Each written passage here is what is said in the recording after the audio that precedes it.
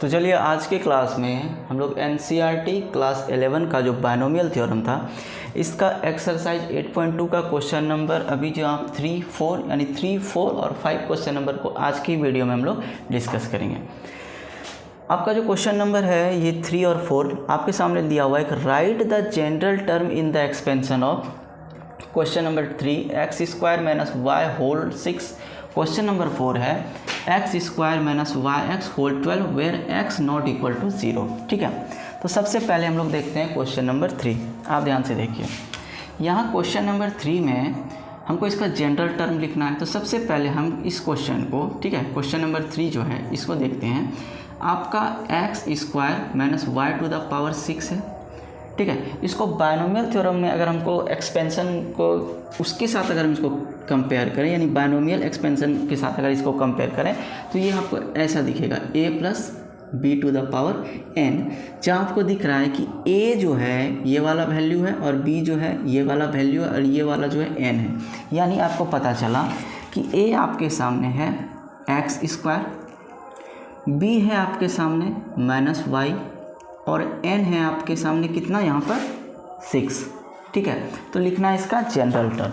तो देखिए general term जो होता है आपका, जनरल टर्म जो होता है वो हम लोग लिखते हैं T R plus 1 equal to N C R A to the power n minus R into B R. यही होता है आपका जनरल टर्म। अब आपके सामने जो ये वैल्यू दिया हुआ है इसको हम लोग इस पर पुट करेंगे। तो T R plus 1 equal to N C R, N है आपके सामने 6 C R A to the power N minus R, A है आपके सामने X square to the power N minus R यानी 6 minus R into B R, B कितना है minus Y to the power R. अब आप ध्यान से समझिए इसको, आपके सामने है, ठीक है, as it is 6 C R रहेगा और यहाँ एक्स स्क्वायर पर है 6 माइनस आर, यानी ये इसके साथ मल्टीप्लाई होगा तो हम लोग लिखेंगे X to the power 6 two जा 12 माइनस 2 इंटू आर होगा माइनस 2 आर। और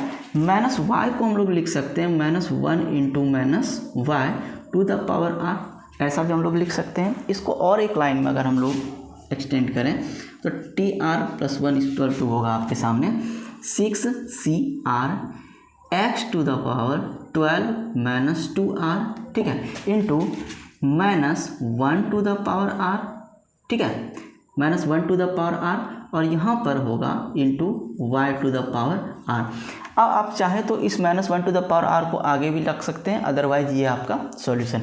यानी कि इस क्वेश्चन का जो आपका जनरल टर्म हुआ ये हुआ 6 C R X to the power 12 minus 2 R into minus 1 to the power R into Y to the power R. इस प्रकार आपका क्वेश्चन नंबर 3 का सॉल्यूशन हो गया। अब हम बढ़ेंगे इसके क्वेश्चन नंबर 4 के सॉल्यूशन पर। ठीक है, तो चलिए अब देखते हैं हम इसका क्वेश्चन नंबर 4 का सॉल्यूशन।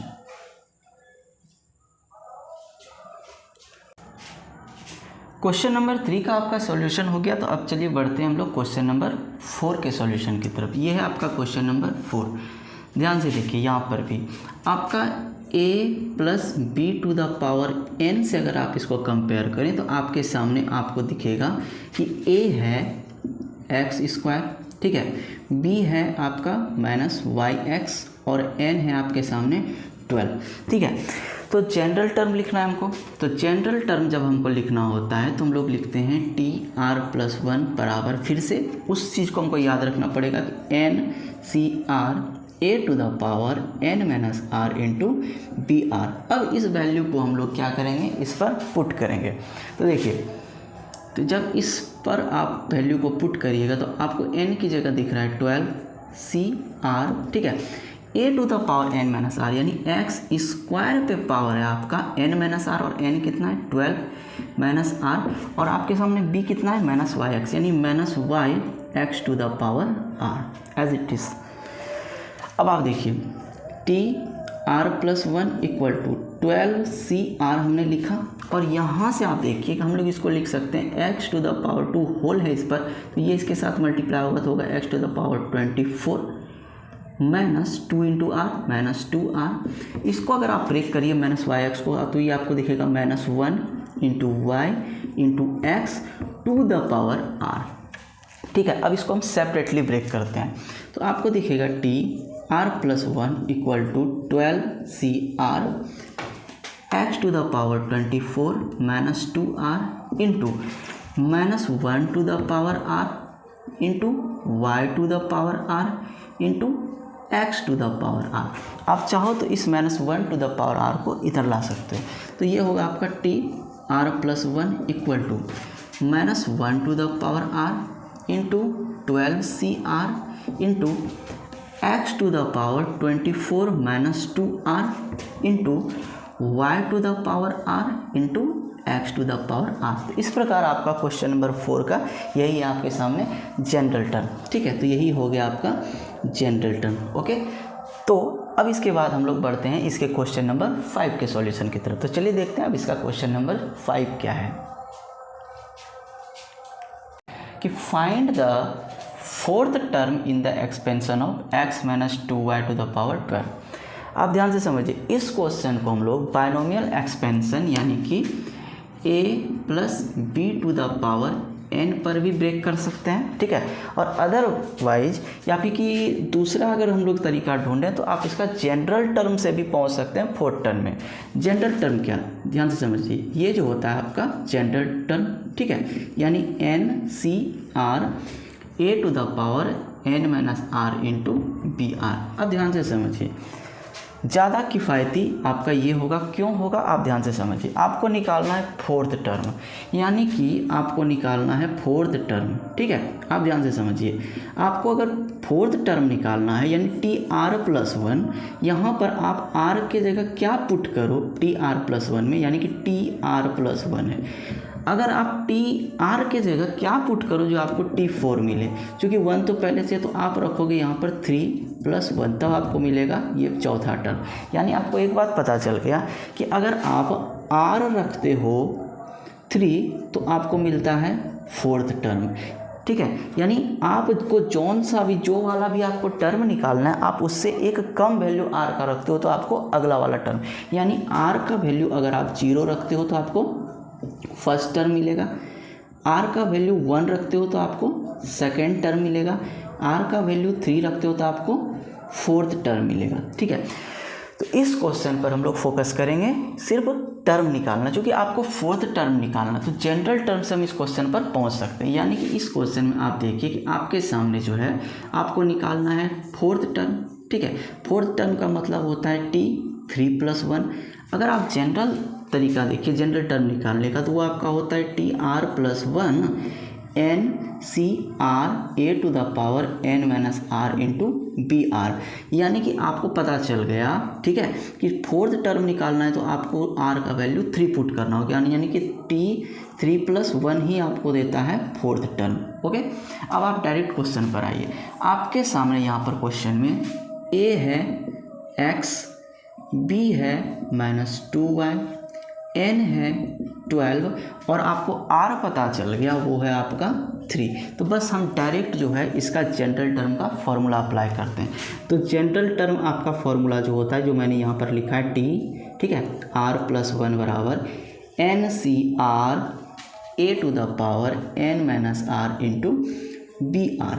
अब हम वैल्यू पुट करते हैं, तो आप ध्यान से देखिए, T4 निकालना है आपको, तो R की जगह आपका 3 पुट होगा और N क्या होगा आपका 12, यानी 12C3, A क्या है आपका X to the power n minus R, यानी कि आपका N है 12 और R है 3 और B है आपके सामने माइनस 2y और टू द पावर R, यानी R है आपके सामने 3, ठीक है। अब ध्यान से समझिए, T4 12CR को हम लोग लिखेंगे factorial 12 bye factorial 3 into factorial 9। क्यों? क्योंकि 12 फैक्टोरियल को हम लोग एज इट इज़ लिखते हैं, उसके बाद factorial 3 by n minus r factorial. आगे बढ़ते हैं तो x टू द पावर 9 मिलेगा और यहाँ से माइनस 2y क्यूब करोगे तो आपको मिलेगा माइनस 8y क्यूब, ओके। अब आगे देखिए ध्यान से, फैक्टोरियल 12 को जब आप ब्रेक करोगे तो 12 into 11 into 10 into 9 factorial stop. अब फैक्टोरियल 3 को हम लोग लिखेंगे 3 इंटू 2 और 9 फैक्टोरियल, यहाँ फैक्टोरियल 9 से फैक्टोरियल 9 कैंसिल, ठीक है। 3 2 जा 6, 6 2 जा 12 से ये कैंसिल, ठीक है। और यहाँ आपका रह गया x टू द पावर 9, ठीक है, और माइनस 8y³ आगे देखिए यहाँ आपके पास 11 2 जा 22 यानी 22 इंटू 10 220 और 220 जब आपका 8 से साथ मल्टीप्लाई होगा तो 8 2 जा 16 8 2 जा 16 1 17 यानी कि minus 1760 into x to the power 9 into y³, ठीक है। यानी कि आपका जो इस क्वेश्चन का जनरल टर्म यानी कि फोर्थ टर्म जो है वो है minus 1760 into x to the power 9 into y³। इस प्रकार आपका क्वेश्चन नंबर जो है 5 का सॉल्यूशन क्लियर हुआ। अब हम इसके क्वेश्चन नंबर 6 के सॉल्यूशन की तरफ पढ़ेंगे, ठीक है। तो चलिए अब देखते हैं इसका question number 6। The 13th term in the expansion of 9x minus 1 by 3 under root x whole 18 where x not equal to 0। देखिए हमने पहले ही आपको बताया कि जब r का वैल्यू 0 रखोगे तो आपको फर्स्ट टर्म मिलेगा। सिमिलरली r का वैल्यू आप जितना भी रखोगे उसका अगला वाला टर्म आपको मिलेगा। यानी इस क्वेश्चन में आपको 13th टर्म निकालना है तो ये ऑब्वियस है कि आपके सामने r का वैल्यू जो है वो 12 है। क्वेश्चन में a आपके पास 9x है, ठीक है, b आपके पास -1/3 अंडर रूट x है और आपके पास n जो है वो 18 है। तो जनरल टर्म का फॉर्मूला हम लोग अप्लाई करते हैं, यानी टर्म, ठीक है, आपको 13th निकालना है तो t 12 + 1 रखेंगे यानी कि NCR जब आप करते हो, ठीक है, यानी TR+1 जब हम लोग करते हैं तो NCR a to the power n minus r into BR, यही तो आपको मिलता है, ठीक है। अब आप ध्यान से समझिए, ठीक है, TR+1 करने पर यानी कि आपको पता चल गया कि अब हम लोग इस पर डेटा से वैल्यू पुट करेंगे। तो अब हम लोग n के जगह क्या रखेंगे 18, C R के जगह क्या रखेंगे 12, A के जगह क्या रखेंगे 9x to the power n minus r यानी 18 minus 12 into B to the power r, B कितना है 1/3 under root x to the power r यानी कि कितना होगा हमारा, यहाँ पर r हमारा 12 होगा। ध्यान से समझिए 18C12 को हम लोग लिख सकते हैं फैक्टोरियल 18/12 इंटू 6 फैक्टोरियल 9x, ठीक है, 9x पे पावर हम लोग लिखेंगे 6 और 1/3 को अगर आप एज इट इज़ रखो, अंडर रूट x को अगर आप ऊपर ले जाओ यानी कि अंडर रूट x का value x to the power half होता है, अगर ये आपका ऊपर जाएगा तो आपको मिलेगा x to the power minus half, ठीक है, और तब इस पर 12 होगा। ओके, ये क्लियर हो गया। इस स्टेप में आप इसको अगर कटाओगे तो ये आपको ऐसा दिखेगा। अब आगे बढ़ते हैं, फैक्टोरियल 18 को हम लोग लिख सकते हैं 18 इंटू 17 इंटू 16 15 14 13 और 12 फैक्टोरियल पे ब्रेक हो गया ये जाके। फैक्टोरियल 12 आपको यहाँ दिख रहा है, ठीक है, और 6 के बदले हम लोग लिख सकते हैं 6 into 5 into 4 into 3 into 2। Clear है। आगे 9x टू द पावर 6 है तो हम इसको 6 बार मल्टीप्लाई करने से बेटर है कि हम इसका पेयर देख लेते हैं, यानी 9 9 जा 81 9 9 जा 81 यानी कि 9 को आप अगर दो हिस्सों में ब्रेक करते हो, ठीक है, यानी कि आप इसको फैक्टर के रूप में 9 9 जा 81 9 9 जा 81 9 9 जा 81 करते हो तो आपको दिखेगा 81 इंटू 81 इंटू 81। आपको यहाँ 9 9 9 9 9 9 यानी पावर 6 है, ठीक है। अब आपको दिख रहा होगा यहाँ पर, तो ये हो गया 81 into x to the power 6। आगे बढ़ते हैं, ये है आपके सामने 1/3, ठीक है।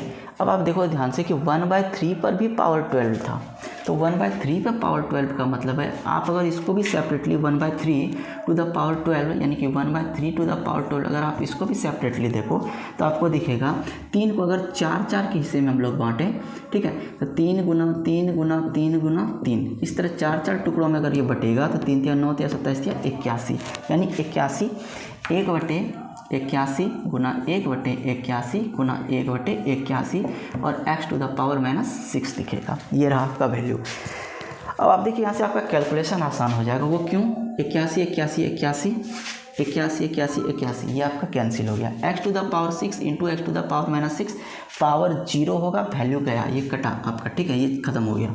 अब आपका काम है बस इस पर, फैक्टोरियल 12 से फैक्टोरियल 12 गया, ठीक है। अब आप देखिए 6 5 जा 30 15 2 जा 30 होता है, यहाँ मैंने 2 लिखा, ठीक है।